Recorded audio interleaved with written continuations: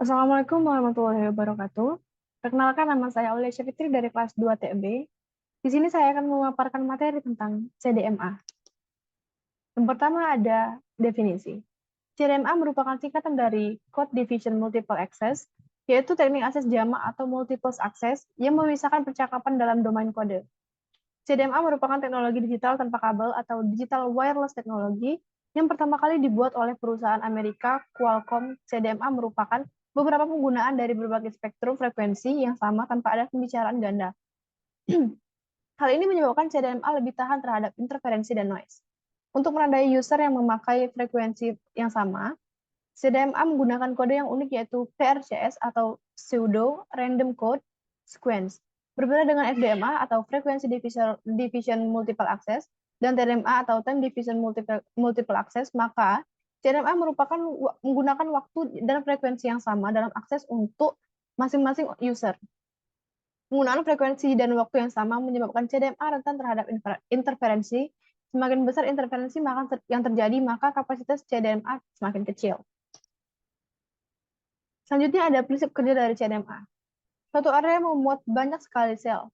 Setiap area dikelola oleh sebuah pusat penyambungan bergerak atau Mobile Switching Center dan MSC. Sebenarnya, beberapa sel secara teknis dikendalikan oleh pengendali stasiun basis atau Base Station Controller atau BSC yang tak ditampakkan pada gambar ilustrasi. Barulah MSC mengolah BSC itu. Perpindahan MS ke sel lain dalam suatu area MSC disebut alih tangan atau handover, dan perpindahan antara area disebut jelajah atau roaming. Hubungan MS ke area lain atau jaringan lain, misalnya PSTN atau internet, dilakukan melalui MSC.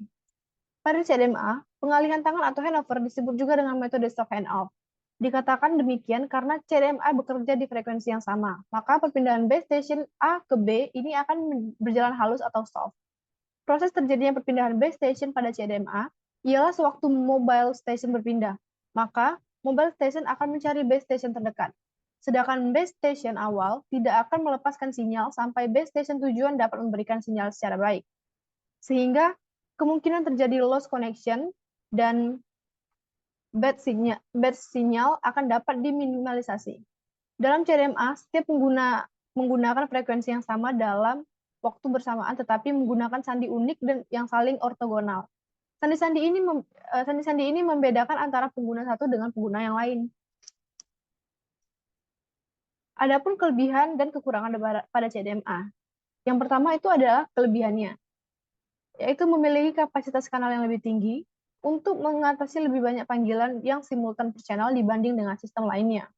Yang kedua, memenuhi kebutuhan komunikasi data dan suara tanpa kabel. Ketiga, meningkatkan call security. Keamanan menjadi sifat dari pendekatan speed spectrum CDMA. Dan kenyataannya, teknologi ini pertama kali dibangun untuk menyediakan komunikasi yang aman bagi militer. Yang keempat, sistem CDMA menawarkan peningkatan kapasitas melebihi sistem AMPS analog sebaik teknologi seluler digital lainnya. CDMA menghasilkan sebuah skema speed spectrum yang secara acak menyediakan bandwidth 1.250 kHz yang tersedia untuk masing-masing pembanggil 9.600 bps bitrate. Yang kelima, fasilitas koordinasi seluruh frekuensi melalui base station sistem CDMA menyediakan soft handoff dari suatu base station ke lainnya sebagai sebuah roaming telepon bergerak dari sel ke sel. Ini bisa dimungkinkan karena sel CDMA yang berdekatan menghasilkan frekuensi karir yang sama, menjadikan dua base station secara simultan melayani roaming telepon bergerak pada sel titik transisi. Soft handoff ini kenyataannya tidak terdeteksi oleh pengguna. Yang keenam, memiliki power output yang sangat rendah, yakni 0,2 watt. Dibandingkan dengan sistem GSM yang menggunakan 1,5 sampai 3 watt, menjadikan baterai sistem CDMA lebih tahan lama, memerlukan daya pancaran lebih rendah sehingga waktu bicara ponsel dapat lebih lama. Yang terakhir, beban biaya pada telepon CDMA bisa lebih murah karena pelanggan tidak dibebankan biaya airtime yang selama ini menjerat pengguna GSM.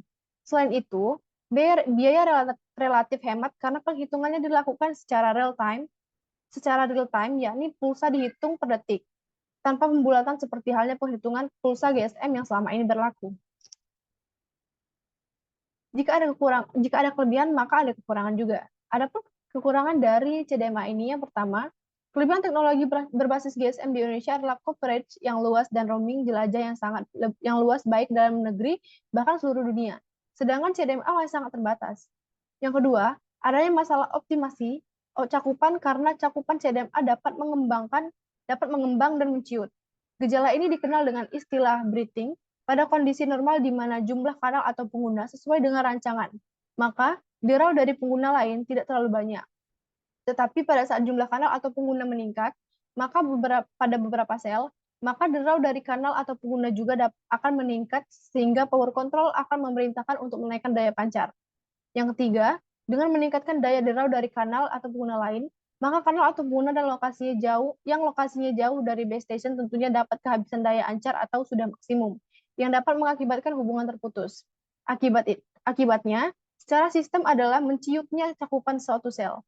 Bila beberapa sel yang berdampingan menciut, maka daerah pembatasan antar sel tersebut menjadi tidak tercakup, atau blank spot.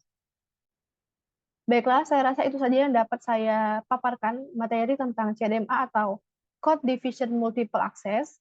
Jika ada materi yang kurang atau kata-kata saya yang kurang tepat, saya mohon maaf. Saya akhiri. Wassalamualaikum warahmatullahi wabarakatuh.